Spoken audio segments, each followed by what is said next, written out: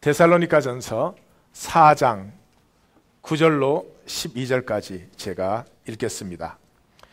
형제 사랑에 관하여는 너희에게 쓸 것이 없음은 너희들 자신이 하나님의 가르치심을 받아 서로 사랑함이라. 너희가 온 마게도냐 모든 형제에 대하여 과연 이것을 행하도다. 형제들아 권하노니 더욱 그렇게 행하고 또 너희에게 명한 것 같이 조용히 자기 일을 하고 너희 손으로 일하기를 힘쓰라. 이는 외인에 대하여 단정히 행하고 또한 아무 궁핍함이 없게 하려 함이라. 아멘. 데살로니가전서 4장 9절에서 12절을 가지고 오늘 말씀을 같이 나누겠습니다. 현상세계에 살면 항상 부작용이 따릅니다. 현상세계는 본질 세계와 정확하게 일치되지 못하기 때문에 부작용이 따라요. 사실 이게 지금 물리학의 최첨단에서 이 연구하고 있는 일입니다. 왜 이 현상 속에는 물리학의 그 원리가 100% 그대로 적용되지 않는가? 어떤 학자들은 이걸 퍼지네스다, 그리고 현상에 나타나는 어떤 디비에이션 그러는데, 그렇게 설명하면 시간이 많이 걸리고, 하여튼 우리는 뭐 물리학자가 아니어도 알아요. 본질은 영이기 때문에 영이 현상으로 나타날 때 절대로 100% 일치할 수가 없어요. 그래서 현상 세계는 부작용이 사이드 이펙트가 불가분합니다. 예를 들면 일광욕은 참 좋은데 피부암이라는 부작용을 조심하셔야 돼요. 예의 범절이 참 좋은 것이잖아요. 서로를 존경하고 경의의 표시가 되지만 거칠애가 되면 그것처럼 우스운 것도 없죠. 지식이 얼마나 좋지만 그걸 또 계급장으로 삼으면 얼마나 치사한 인생이 됩니까? 약이 좋은 것이죠. 근데 모든 약은 사이드 에펙트가, 부작용이 있어요. 그와 마찬가지로 은혜는 참 좋은 것인데 은혜는 종교라는 부작용을 낳습니다. 생명은 귀한 것입니다. 근데 생명이 생존이라는 부작용을 낳습니다. 그래서 오늘 들어가는 질문은 당신은 어느 쪽이십니까? 본질 쪽에 있으십니까? 아니면 나는 부작용 쪽에 있는 것 아닌가? 나는 생명을 누리고 생명이 피어나는 삶을 사는지, 생존에 사로잡혀서 진정으로 내가 원하는 아름다움과 존귀함과 가치를 열매 맺는 그런 일을 하지 못하고 부작용, 사이드 에펙트만, 내가 있는 자리에는 평온함도 깨어지고 내가 있는 자리에는 왠지 긴장감이 돌고 내가 있는 자리는 아름다워지는 것이 아니라 욕심이 나타나고 사이드 에펙트만 나타나는 것 아닌가? 그렇게 질문을 던지면서 우리의 말씀을 나눠보십시다. 오늘 본문은 아주 간단합니다. 넉 절로 되어 있는데 첫 두 절은 형제 사랑에 대해서 더욱 그렇게 하라. 너희가 잘하고 있다. 형제 사랑에 관하여는 쓸 것이 없다. 너희가 가르친 대로 서로 사랑하고 있기 때문이다.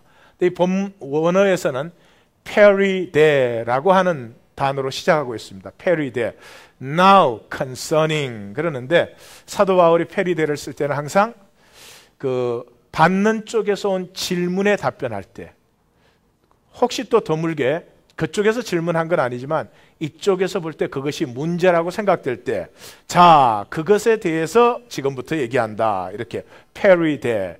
그러니까 데살로니가 교회에 대해서는 디모데가 이 질문을 갖고 왔겠죠. 데살로니가 교회에서 이렇게 질문하는데요. 그것을 사도 바울에게까지 질문을 할 정도면 심각한 이슈이기 때문에 질문을 하는 거죠. 그래서 대표적인 예가 많이 나오지만 고린도전서 7장 1절에 너희가 쓴 문제에 대하여 말하면, 너희가 편지로 나에게 질문한 그것에 대해서 내가 답변하는데, 고린도전서 7장 결혼에 대한 문제죠. 결혼에 관해서는 뭐 이렇게 나가는 거죠. 그래서 10절에 보면 너희가 형제 사랑하는 것은 온 마게도니아 모든 형제들에게까지 그렇게 하니 더욱 그렇게 하라, 이렇게 말을 합니다. 그 다음에 11절 12절에서는 조용히 자기 덕을 지키라. 뭔가 이렇게 잘 연결되는 것 같지는 않지만 조용히 자기 일을 하고 너희 손으로 일하기를 힘쓰라. 외인에 대하여 단정히 행하고 아무 궁핍도 얻게 하려 함이라. 이 개역 개정판 번역이고요. 또 일반 영어 번역도 되게 비슷합니다. 그런데 단어적인 의미는 분명히 맞아요. 그렇지만 사실은 사도 바울이 던지고 있는 심각한 이슈는 이 간과해 버리지 않았나 그렇게 생각이 됩니다. 다시 한번 정리를 해본다면 데살로니가 교회는 복음을 받은 후에 형제 사랑을 아주 열심히 했습니다. 그런데 어디에나 부작용이 있듯이 그 형제 사랑 속에서 그걸 핑계로 무의도식하는 사람들이 나타났습니다.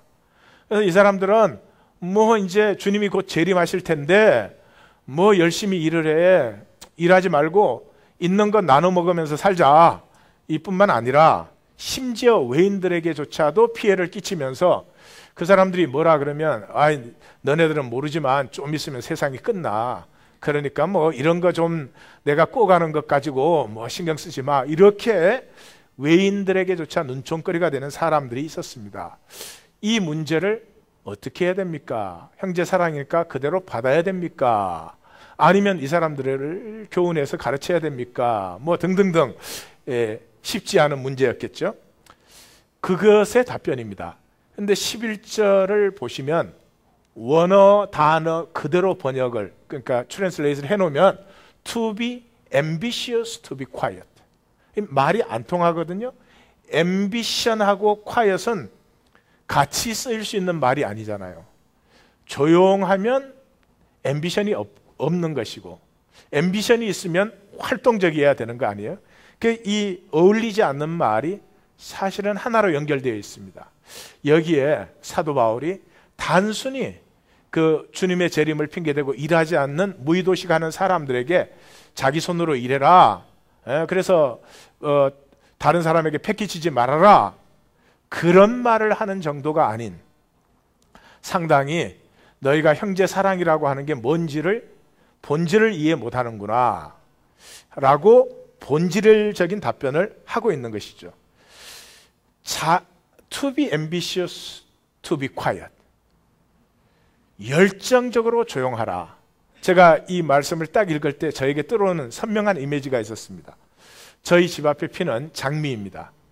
저희 집 들어가는 오른쪽에 장미를 심었는데 이 장미가 보통 아름답지가 않아요. 그런데 그 장미가요, 이 오렌지 색깔의 장미예요. 그 안에 오렌지 색깔을 중심으로 한 여러 가지 색깔이 피어나는데 기가 막히게 아름답습니다. 이걸 심은 지 한 3년 때부터 이제 이 꽃이 피기 시작해서 재작년에 조금 피고 작년부터 본격적으로 즐기는데 아주 저나 제 아내가 굉장히 즐깁니다. 그래서 장미가 아주 아름답게 피어 있습니다. 그런데 조용히 피어 있습니다. 그 장미가 나 이렇게 아름다운 색깔로 피어나니까 나 좀 보세요라고 광고하지 않습니다. 내가 들어갈 때 바빠서 안 보고 지나간다고 낙담하지도 않습니다.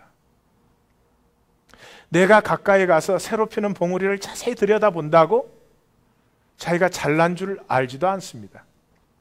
아주 조용합니다. 그러나 그 한 송이 한 송이가 생명의 기가 막힌 열정으로 피어나고 있습니다. 우리 현상세계는 이것을 모릅니다. 현상세계는 뭐를 바쁘게 하고 뭐를 화려하게 큰 일을 해댄다고 굉장히 열정적입니다. 그건 가짜입니다. 진정한 열정은 조용히 피어나는 것입니다. 내가 하나님 앞에 홀로 있을 때 내 가슴에 피어나는 뜨거움, 그것이 나의 진짜 열정입니다. 그것을 찾으시고 그것을 사실 수 있어야 됩니다.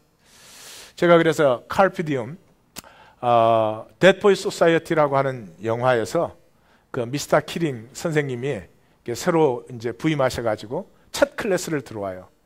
그러는데 첫 클래스에 그 당시에는 뭐 학생들도 양복 입고 클래스에 들어가고 선생님도 그러는 시대인데요. 미스터 키링이 뒷문으로 들어오더니 교실에 휘파람을 막 불면서 지나가더니 앞문으로 나가요. 애들이 선생님의 그런 모습을 본 적이 없잖아요. 근엄하고 항상 격조 있게 절제되어 있고, 근데 막 건들건들하면서 휘파람 불면서 나가더니 안 들어와요. 그래서 이걸 어떻게 해야 되는 거냐 그러는데 문을 열고 다시 이렇게 쳐다보더니 뭐해 안 따라오고 그러는 거예요.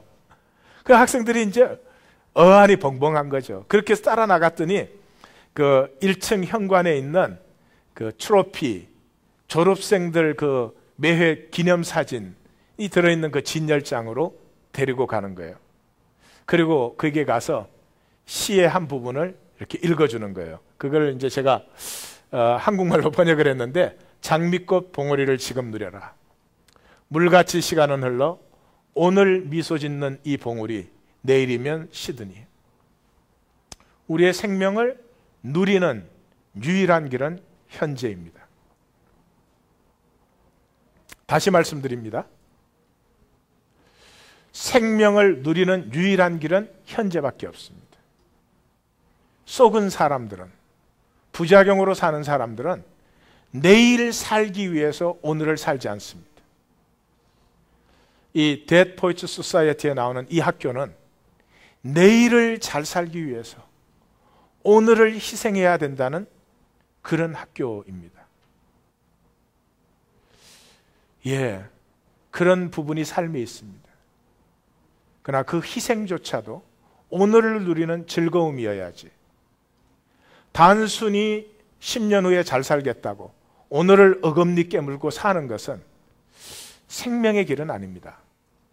어느 생명도 그렇지 않습니다. 장미가 봉우리를 피울 때도 아름답지만은 장미를 심어서 새싹이 터나올 때도 여전히 아름답습니다. 그런 것이죠. 그래서 to be ambitious, to be quiet.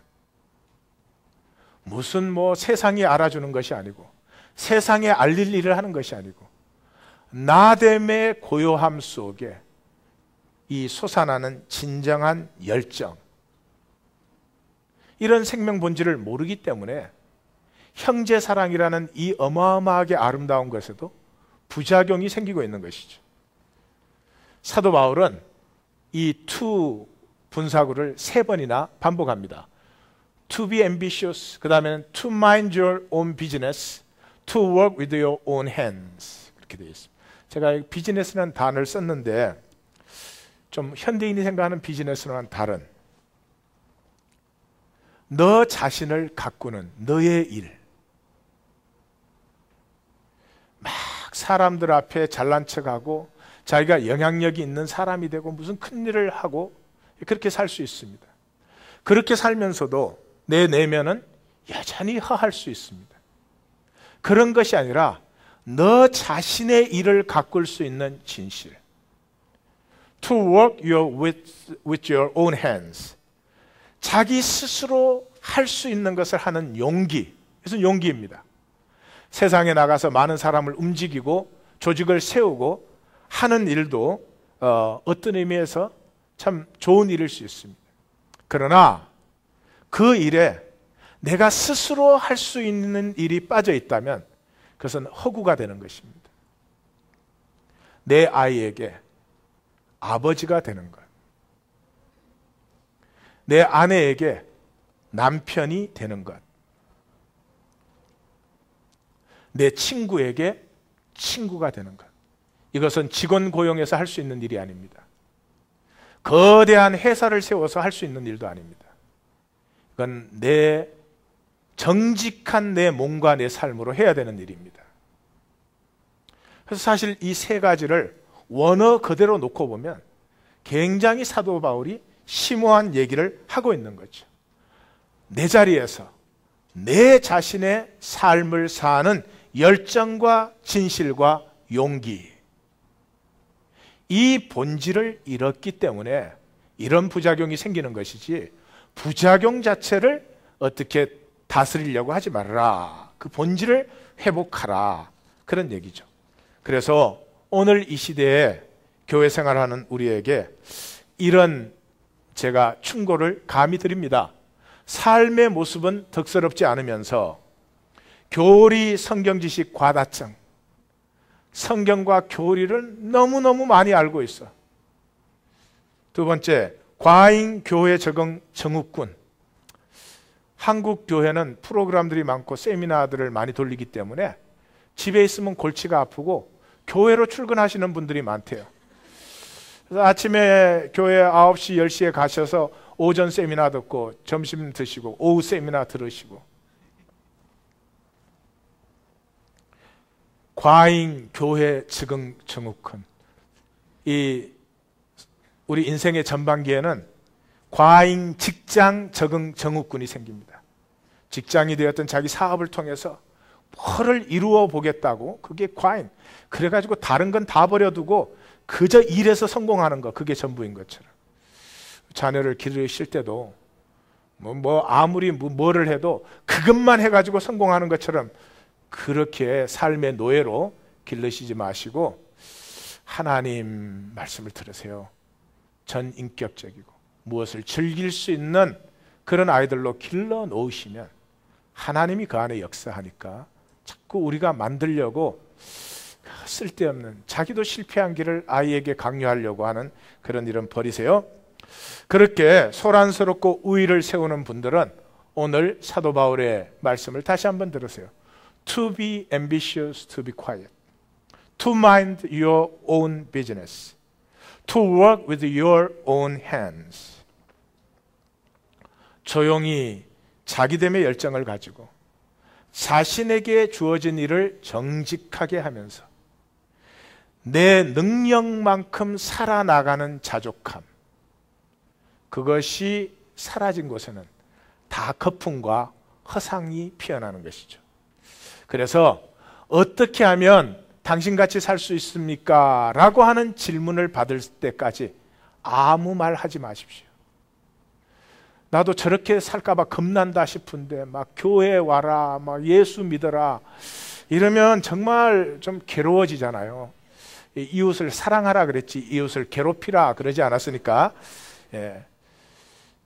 이러한 삶, 자기됨의 자족함을 가지고 겉으로 고요해 보지만 자기에게 주어진 현재와 생명을 열정적으로 누리면서 자기가 할 수 있는 정직한 것을 해나가는데 무언가 온 세상이 그를 막아도 꿈쩍하지 않는 이러한 뭔가 저 사람은 무엇으로 살기에 저런가 이러한 삶의 모습을 보고 나에게도 좀 가르쳐 주세요.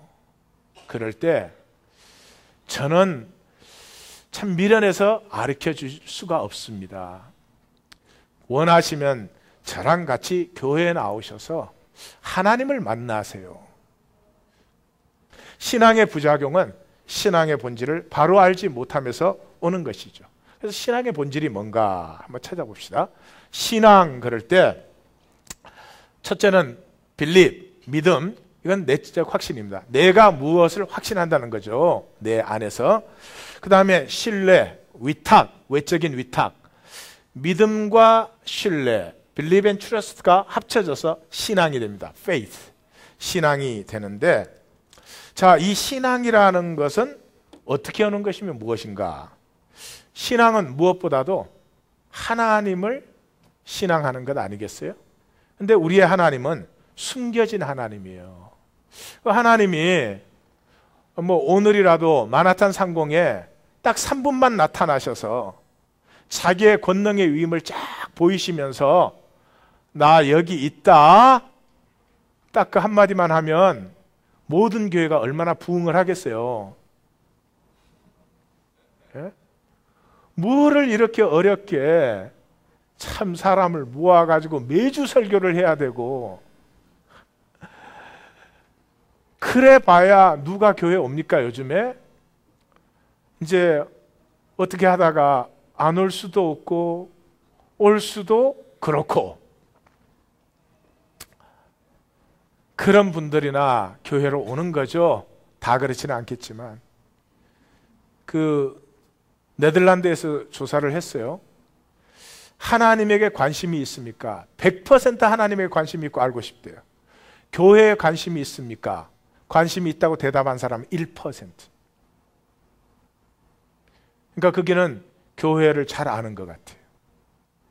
교회 가면 하나님 못 만난다 하는 것을 확실히 아는 것 같아요. 교회에 오면 종교는 배웁니다. 하나님 만나기가 역설적으로 힘들어질 수 있습니다. 자, 그 이유 중에 하나가 하나님이 숨겨진 하나님이십니다. 왜 그래요? 하나님이 자기를 나타내셔서 우리로 믿게 하면은 우리의 믿음이 아니죠. 그래서 구하고 찾고 두드리게 만들어요. 하나님을 만나고 싶은 사람은 구하고 찾고 두드려야 됩니다. 그래서 만난 하나님이 내 신앙의 대상이 되지. 여기 하나님 전지전능하시고 사랑의 하나님 있으니까 믿으라고 던진 하나님은 글쎄 아쉬울 때는 좀 찾아볼 수 있겠지만 평소에 신앙의 대상이 되겠습니까? 좀 힘들 것 같아요. 그래서 성경의 하나님의 특징이 숨어 계신 하나님, 구원자 이스라엘의 하나님이여 진실로 주는 스스로 숨어 계시는 하나님이시니라. 이사야 선지자가 하나님의 본질을 잘 표현했습니다. 자, 그렇기 때문에 연구 대상이 아닙니다. 욥기가 말하는 것처럼 내가 하나님의 오묘함을 어찌 능히 청량하며 전능자를 어찌 능히 완전히 알겠느냐.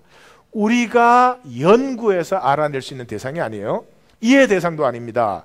욥기 36장에서 하나님은 높으시니 우리가 그를 알 수 없고 그의 횟수를 헤아릴 수 없다. 우리의 이해 차원을 넘어서신 존재입니다. 그러므로 인지 대상, 지각의 대상이 될 수가 없어요. 욥기에서 역시 37장에서 전능자를 우리가 찾을 수 없나니 그는 권능이 지극히 크사 정의나 무한한 공의를 굽히지 않으십니다. 우리가 생각할 수 있는 정의나 공의의 차원을 넘어서시는 분입니다. 그래서 인간의 노력으로 도달한 하나님은 하나님일 수 없습니다. 그래서 저는 고등 종교들을 다 존중합니다. 좋은 말씀이고 진리의 말씀입니다. 그러나 하나님을 만날 수는 없습니다. 하나님을 만날 수 있는 유일한 길은 십자가 외에는 다른 길이 없습니다. 교리를 절대화하기 위해서 하는 말이 아닙니다. 적어도 제 전생에 하나님 주신 확신 때문에 나누는 말씀이에요. 우리가 찾아서 도달한 하나님은 또 하나의 인격화된 가치입니다. 하나님 자신이 절대로 아닙니다. 그러므로 신앙이 아닌 것을 또 보겠습니다. 신앙이 아닌 것은 첫째로 전인격적 믿음은 신앙이 아닙니다. 가장 좋은 예가 광야의 금송아지 아니에요? 이스라엘 사람들이 금송아지를 만들었을 때 왜 만들었어요? 야훼를 섬기기 위해서 만들었습니다. 그래서 그 금송아지를 만들고 이것이 우리를 애굽에서 인도하여 낸 여호와다. 그래서 이 송아지를 만들고 나서부터 그 송아지를 내세우고 여호와의 절기를 우리가 지키자 그랬습니다. 그들이 금송아지 옆에서 제사를 지낼 때 먹고 마시며 일어나 뛰놀았다고 되어 있습니다. 적어도 우리 예배보다는 훨씬 더 열정적인 예배였습니다. 뿐만 아닙니다. 그 금송아지를 위해서 자기들의 은과 금을 바치고 그 금송아지에게 번제물과 화목제를 드렸습니다. 지정의, 인간이 가질 수 있는 전인격적인 예배가 그 앞에 드려졌습니다. 그러나 믿음은 아니었습니다. 두 번째, 체험으로 인한 주관적인 확신. 교회 안에 또 뭘 봤다 만났다 그런 분들도 좀 있잖아요. 그건 레퍼런스가 되죠. 좋은 레퍼런스가 됩니다. 그것 때문에 신앙이 생기는 것은 아닙니다. 신명기 29장 유명하지 않아요? 2절과 3절에서 이스라엘이 그 하나님께서 애굽에서 인도하여 낼 때 그 모든 이적과 기사와 큰 시험들, 그것을 다 너희가 보지 않았느냐. 그러나 4절에 뭐라고 말합니까? 그러나 깨닫는 마음과 보는 눈과 듣는 귀는 여호와께서 너희에게 주지 아니하셨다. 여기 주지 아니하셨다. 이 말이 중요한 말입니다. 믿음은 주어지는 것입니다. 전적인 은혜입니다. 이 믿음의 은혜가 주어지는 것을 계시라고 합니다. 하나님의 계시가 열려야 됩니다. 내가 찾거나 만들거나 깨닫거나 그런 것들이 아니죠. 시편 78편에서도 31절까지 광야의 하나님의 이적과 기사들을 쫙 기록합니다. 그리고 32절에 결론을 이렇게 내립니다.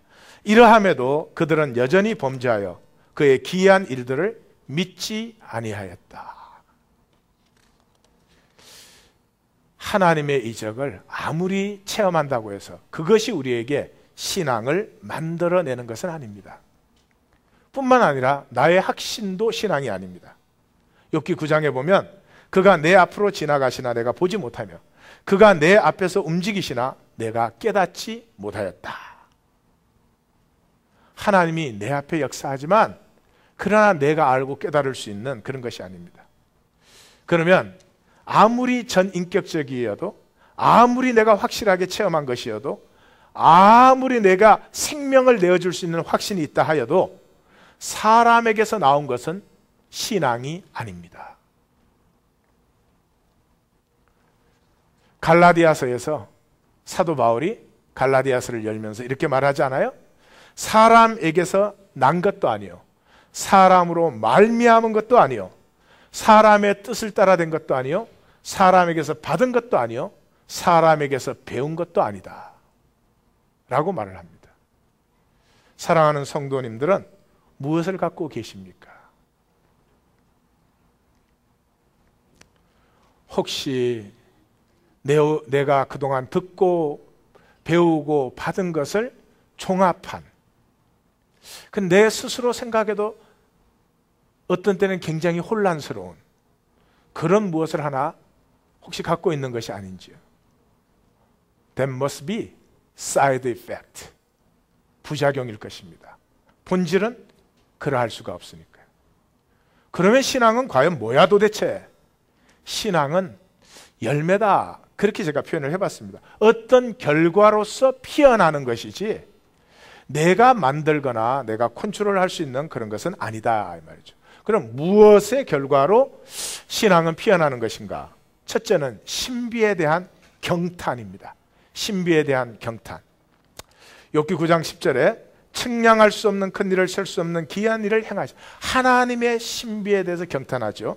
이사야 40장 12절에 누가 손바닥으로 바닷물을 헤아렸으며 뼘으로 하늘을 쟀으며 땅의 티끌을 되에 담아 보았으며 접시 저울로 산들을 막대 저울로 언덕들을 달아보았느냐.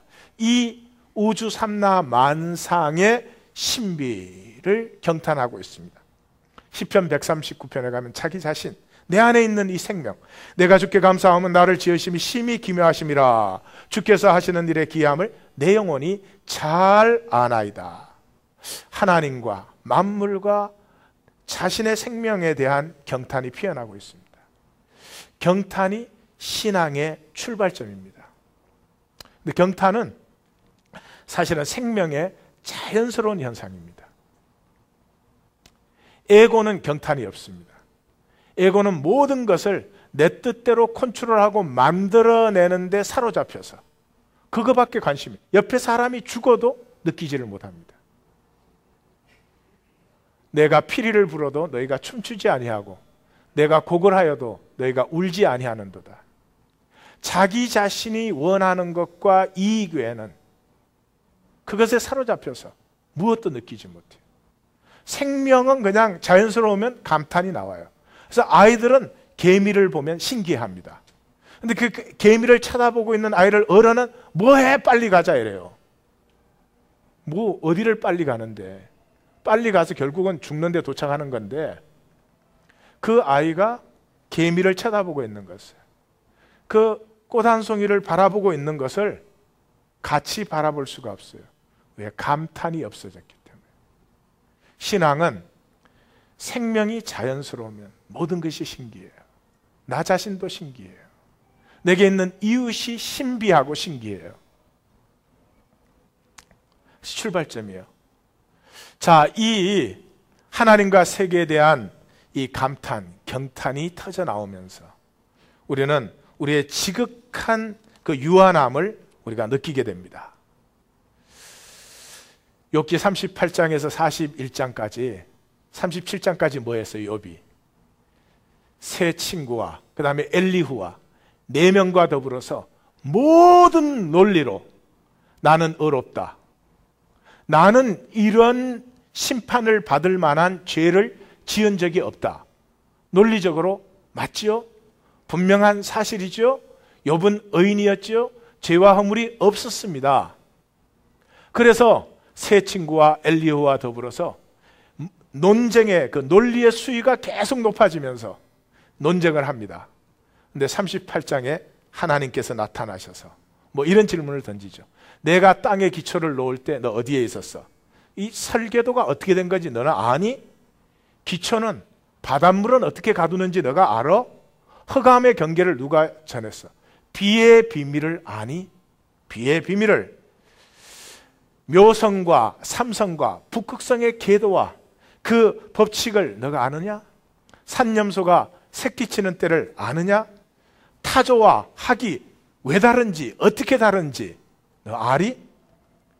너가 나를 말할 수 있느냐?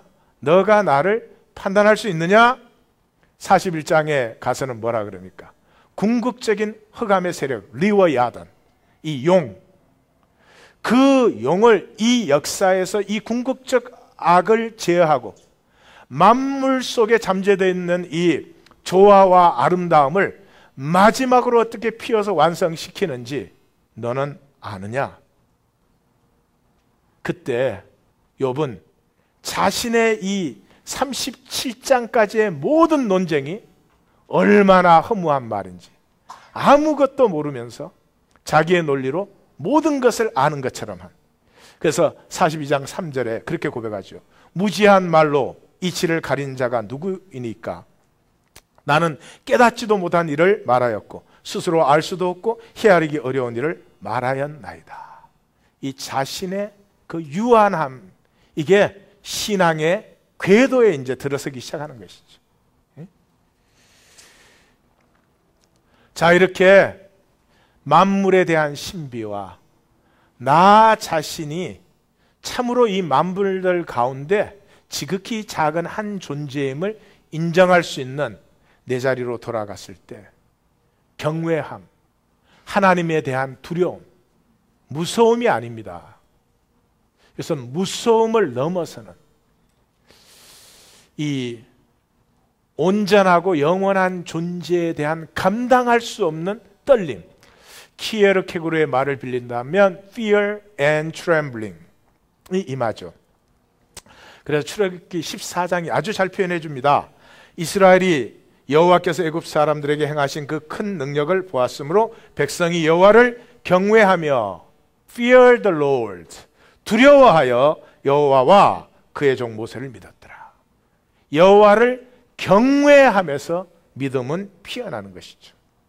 그래서 한마디로 정리하면 신앙은 나르시즘의 허상이 깨어진 곳에 조용히 피어나는 생명의 향기입니다.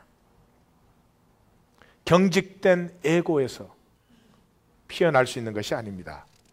그런 의미에서 신앙은 전적인 은혜입니다. 전적인 은혜입니다.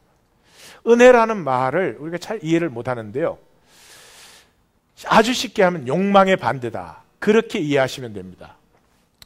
자, will to power와 will to trust는 정반대되는 것입니다. 근데 우리가 하나님을 믿는데 will to power를 위해서, 무언가 내 삶에 이익과 기득권을 보장받기 위해서 믿는 경우가 얼마나 많습니까? 그건 will to trust가 될 수 없습니다. 믿으려는 의지, 믿음의 반대가 되는 것입니다. 믿으려는 나의 의지가 중요한 것이 아니라 내가 믿는 그분의 의지가 중요한 것입니다. 내가 믿는 그분의 의지를 따르고자 하는, 그것이 십자가의 길일지라도 이것이 신앙입니다. 그러므로 답을 가지려는 욕망이 아니라 내가 믿음으로 말미암아 내 삶의 문제를 척척척척 해결해 나가려고 하는, 답을 가지려는 욕망이 아니라 그분에게 답하는 것입니다. 그분은 우리에게 묻잖아요. 내가 어디에 있느냐? 너는 나를 누구라고 하느냐? 이 일을 행하는 너는 진정 누구냐? 내 앞에 나와 기도하는 너는 너냐? 그분에게 답하는 것이지, 내가 답을 가지고 이제는 문제를 해결하고 능력을 행하고, 얼마나 그런 곳에 사람들이 몰려서 다닙니까? 자, 우리는 과연 신앙의 삶의 뿌리를 내리고 있습니까? 신앙의 부작용의 삶의 뿌리를 내리고 있습니까? 그러면 그런 신앙은 어떻게 피어나나? 그런 부작용이 없는 신앙은 어떻게 일어나나? 이제 여기서부터는 제가 설교 노트를 좀 무시하겠습니다. 왜냐 그러면 너무나 많은 내용을 제가 정리는 해봤지만 이걸로 되는 것이 아니더라고요. 그래서 얘기를 이렇게 한번 풀어보겠습니다. 우리가 정말로 원하는 게 무엇일까요? 우리가 정말로 원하는 것을 만났을 때 그때부터 더 이상 죽음이 두렵지 않습니다. 초기 기독교 공동체, 엄청난 핍박과 무수한 피를 흘리는 순교 가운데서도 이 공동체들은 없어지지도 사라지지도 죽지도 않았습니다. 이것이 300년 이내에 로마 제국을 뒤집어 엎었습니다. 중국의 지하교회, 지금 중국의 교회에 저는 더 이상 소망을 두지 않습니다. 스타킹 갖다 줘서 모아온 사람들, 나는 그 속에 위험 요소가 많이 있다고 생각됩니다. 그렇지만 중국의 지하교회, 문화혁명 동안에 감옥에 잡혀가고 순교당하고, 그래서 문화혁명이 끝났을 때 서방 세계에서는 중국 교회가 없어졌을 것으로 생각했습니다. 그런데 놀라웠게도 그 50년 동안에 100배 이상 성장을 했습니다. 인간적으로 플러스가 되는 요건이 하나도 없습니다. 믿으면 최소한 옥에 갇히는 것이고 죽습니다. 재산은 다 몰수당합니다. 그런 속에서 교회가 성장했습니다. 그러면 질문 가지 않습니까? 미쳤던지 뭐가 있었던 거 아니에요? 지금 우리가 나누고 있는 데살로니가 교회, 이 마게도니아 교회가 사실은 예수님 돌아가신 후에 유럽을 변화시키는 주춧돌 역할을 했습니다. 이 데살로니가 교회도 우리가 잠깐 짧은 본문이지만 이 예수님을 영접하자마자 그들은 동족에게 핍박받았고 유대인들에게 핍박받았고 재산과 체계적인 손해를 감수해야 됐습니다. 그런데 그들이 모였을 뿐만 아니라 사랑이 뜨거웠을 뿐만 아니라 마게도니아에 있는 모든 형제들을 그렇게 사랑했습니다. What's going on? 그러면 우리의 상식과 우리가 아는 것과 우리로서는 이해될 수 없는 어떤 현상이 일어난 거 아니겠어요? 간단하죠? 죽음도 막을 수 없는 기쁨이 그들 속에 있었습니다. 그러니까 그들은 정말 생명이 원하는 것을 만난 것이죠. 그것이 무엇일까요? 간단한 것이죠. 내 자신이 살아나고 싶은 것이죠. 가짜가 아니고 세상에서 인정받고 세상에서 정죄받지 않기 위해서 만든 가짜가 아니고 진정한 나. 어릴 때부터 온 세상이 억눌렀을 뿐만 아니라 내가 억누른 나. 그 나로는 사랑받지 못할 것 같아서, 그 나로는 인정받지 못할 것 같아서 억누르고 겉에다가 사람들에게 인정받고 사람들에게 존경받을 수 있는 그 어떤 것을 만들어내려고 몸부림치고 있었지만은 아무리 해도 그것이 되지 않는 이유는 진정한 사랑을 필요로 하는 것은 나이기 때문에. 그 나는 잘난 나도 아니고 특별한 나도 아니고 그냥 생명의 나입니다. 만약에 장미가 이 세상의 모든 장미보다 나는 더 예뻐야 돼, 거기에만 걸려들면 그 장미는 저주 아래 있는 것입니다. 피어나지 못한 것이 저주일 것이며 잠깐 아름답게 피었어도 시들 것이 저주이며 시들어 갈 때는 얼마나 또 우울증에 걸리겠어요.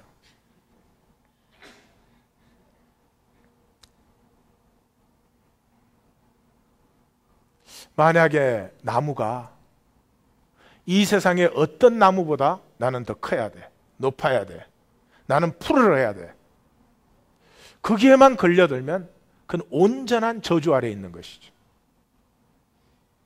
근데 이 세상의 만물 중에 어느 것도 그 저주 아래에 있는 것이 없는데 인간만 스스로 그 저주 아래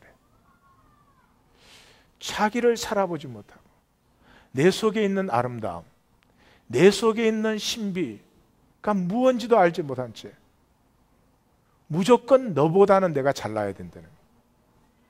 교회로 모여서도 너보다 내가 잘나야 된다는 거예요. 이거 안 되면 시험 들고 상처받고, 이것 매니지 해주는 걸 목회라고 하고, Is that what we really want? 그것이 정말 죽음을 이길 수 있을까요? 아닙니다. 두세 사람이 내 이름으로 모인 곳에는 나도 그들 중에 있다. 내 이름으로 모였다는 말이 무엇입니까? 예수님께서 그 수고하고 무거운 짐을 진 우리를 내 모습 그대로, 너의 그 빛나는 껍질을 평생 만든 것에 억만 배를 모아도 너 안에 있는 생명만 못해. 솔로몬의 입던 옷이 이 덜꽃 하나만 못하지 않느냐. 너 자신이 아름다워.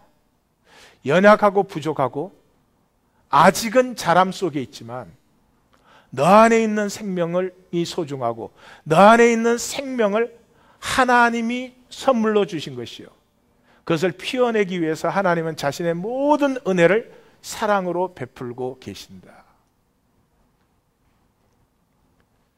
그것이 우리 속에 확신되어질 때 어떻게? 내 모습 그대로 너에 의해서 받아들여지고 너 모습 그대로 나에 의해서 받아들여지고, 이 말은 다른 말로 하면 내 꿈이 너에게서 꾸어지기 시작할 때, 내 꿈인데요, 내가 내 꿈을 피워내려고 하면 억지밖에는 안 돼요. 근데 내 꿈을 너가 꾸어줄 때 그것이 내 꿈으로 살아나기 시작해요. 참 이상하지요. 그러므로 세상에 속으시면 안 돼요.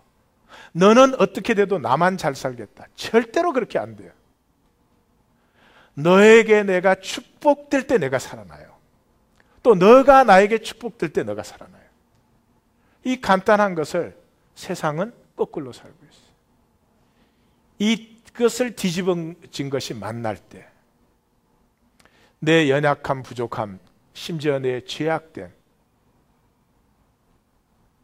이것을 정죄 없이 그대로 받아주고 그 안에서 피어나는 나의 소망과 꿈을 너가 즐거워해주고 기뻐해주고, 내가 너의 것을 즐거워해줄 때 내가 얼마나 자유해지는지.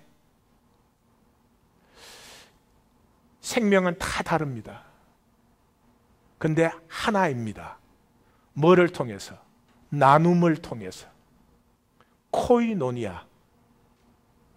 남편과 아내는 다릅니다. 엄청나게 달라요. 달라도 그렇게 다를 수가 없어요. 근데 하나예요. 어떻게? 나눔을 통해서. 그래서 예수님은 파괴되고 막혔던 코이노니아를 회복하신 분이지, 뭐 세상에 종교를 만들다든지 종교단체를 세우신다든지 관심이 없었잖아요. 오늘 설교 노트에는 부록이 들어있어요. 옆에 분에게 이제 설교 노트도 모질해나 봐.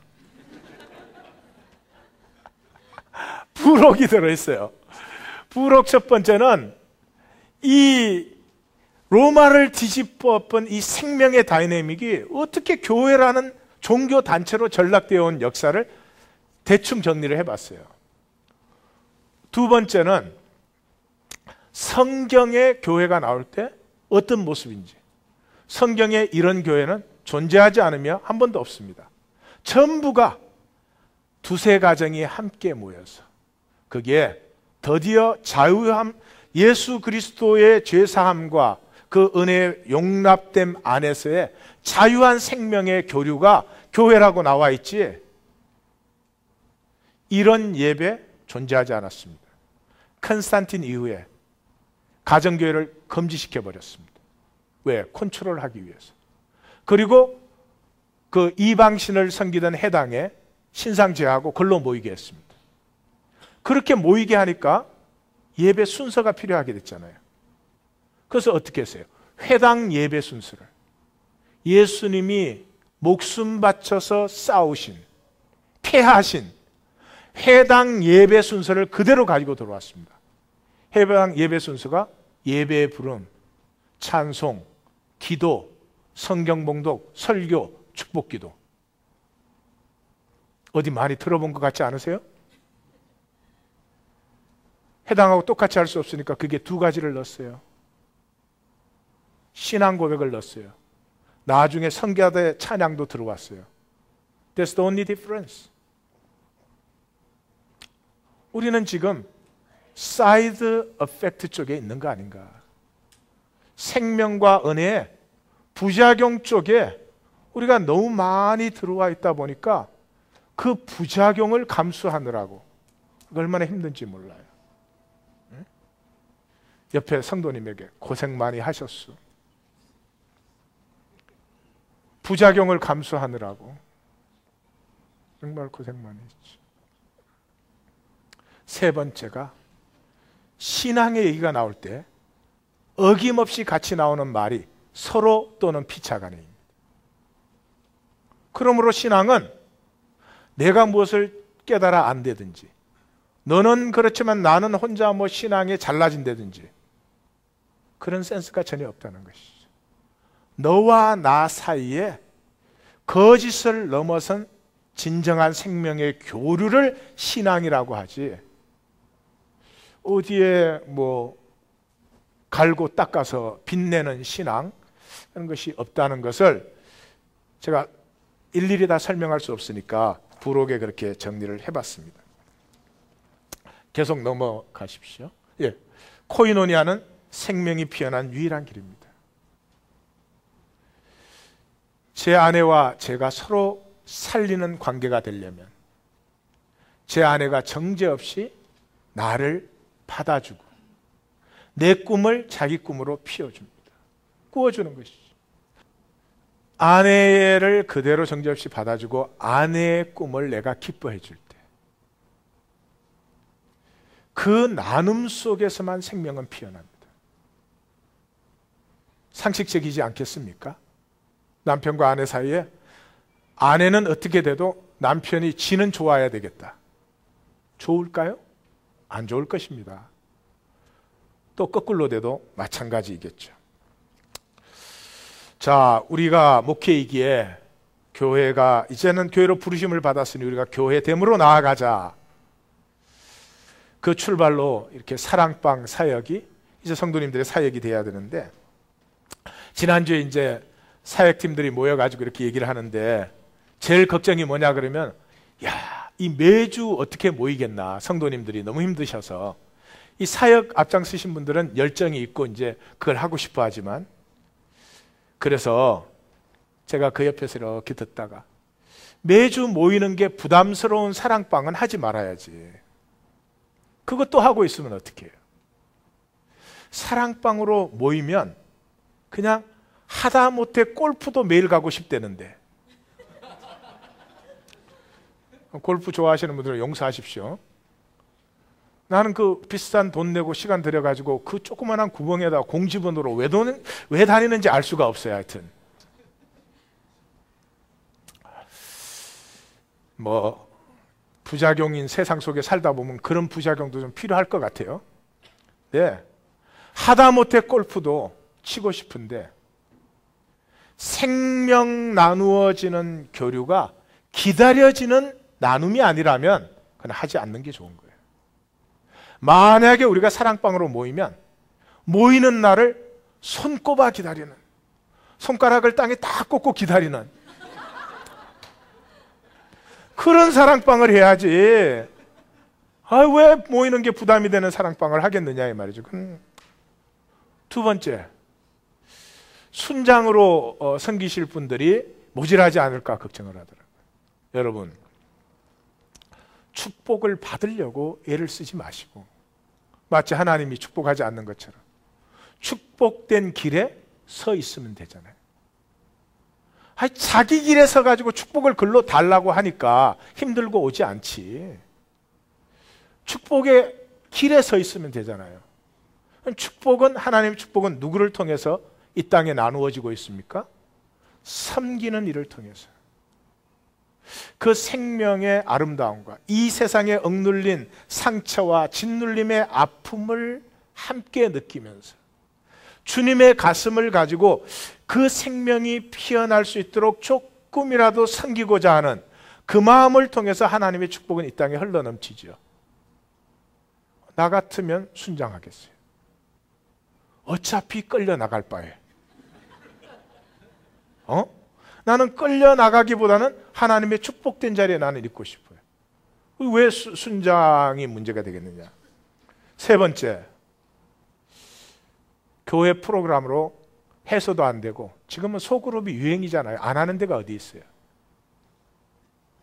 정말 그런 소그룹을 예수님께서 의도하셨을까요?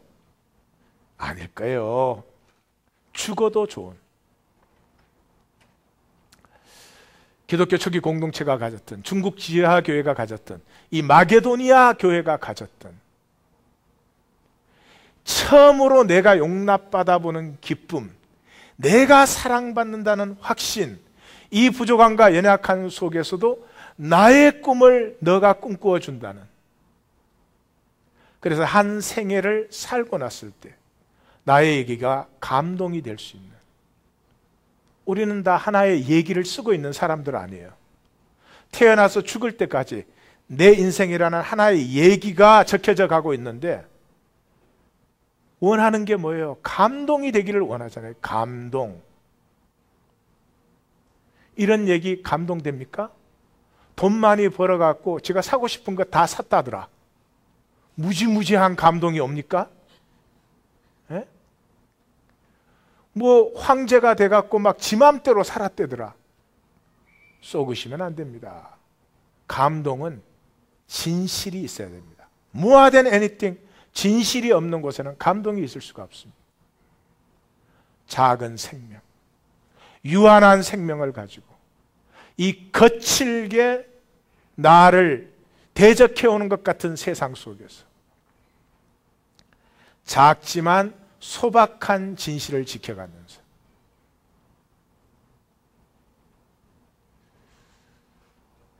내 가까이 있는 사람들에게부터, 아니 나 자신에게 내가 좀 감동이 되는, 그걸 살고 싶은 거 아닙니까? 세상 걸 다 가졌는데 내 삶이 나에게 감동이 안 돼. 그러면 욕심 부리는 거지. 허무하니까 딴 거를. 제 얘기여서 죄송합니다만은 얼마 전에 제가 생일을 지났잖아요. 그래서 아이들이 이제 카드를 보내는데 벤자민 카드가 항상 뭐 엄마든 아빠든 제일 먼저 도착해요. 벤자민이 뭐 이제 앞에 정치적인 뭐 아빠 생일 축하해요, 사랑해요, 뭐 등등 앞으로 있을 도움에 필요한 이 전제 조건들 다 쓰신 다음에 마감을 이렇게 했어요. 제가 참 감동을 받았습니다. The man I am today is because of you. Your life, your story, your smile, and sometimes your tear has inspired me to live out the life that I live today. 아빠가 내가 나로 살 수 있는 감동이 되어 주었어요. 용돈 더 주고 싶은 감동이 생겼어요. 물론 지금은 용돈 주는 사이는 아닙니다만은, 내가 접어서 이렇게 제 파일에 이렇게 넣으려고 하니까 제 아내가 탁 뺐더니 이건 파일에 넣는 게 아니야. 그러더니 탁자 위에다 딱 진열을 해놓더라고요. 제가 생각해도 그게 more proper place to place.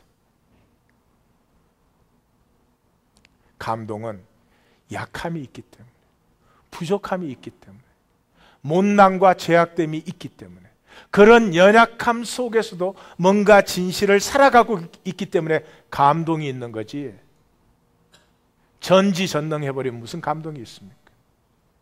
전지전능한 하나님이 십자가에 못 박혔으니까 감동이 되는 것이지. 사랑방은 우리의 생명이 진정으로 원하는, 우리의 진실된 생명의 감동을 함께 엮어 나갈 수 있는 유일한 자리입니다. 그리고 그것이 교회입니다. 종교단체는 절대로 아닌 것입니다. 교회가 피어나는 우리 하나님 교회 목회 이기가 될 줄 믿습니다. 기도하십시다.